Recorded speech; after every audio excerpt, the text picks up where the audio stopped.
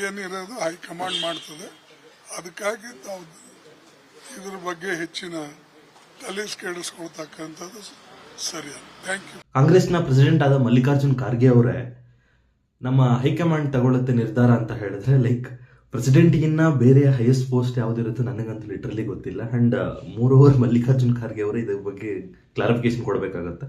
And when it's comes to who's the next CM of our Karnataka, high command ಇದೆ.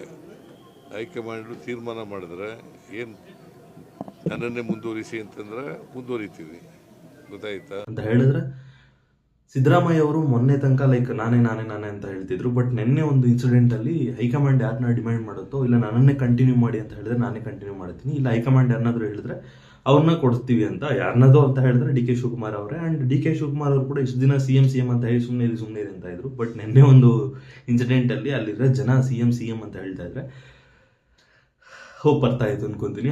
But ಇಲ್ಲಿ ಏನೇ ಆಗಲಿ 3 years ಆಗ್ತಾ ಬಂದಿದೆ. ಮೈಟ್ ಬಿ ಚಾನ್ಸಸ್ ತುಂಬ ಇದೆ, ಲೈಕ್ DK ಶಿವಕುಮಾರ್ ಅವರು CM ಆಗೋ ಥರ. ಬಟ್ ಹೈಕಮಾಂಡ್ ಯಾವ ಥರ, ಇಲ್ಲಾಂದರೆ ರಾಹುಲ್ ಗಾಂಧಿ ಅವರಾಗಿರ್ಬೋದು, ಇಲ್ಲ ಮಲ್ಲಿಕಾರ್ಜುನ್ ಖರ್ಗೆ ಅವರಾಗಿರ್ಬೋದು, ಯಾವ ಥರ ಡಿಸೈಡ್ ಮಾಡ್ತಾರೆ ಅನ್ನೋದು ಇನ್ನು ಕಾದು ನೋಡಬೇಕಾಗುತ್ತೆ.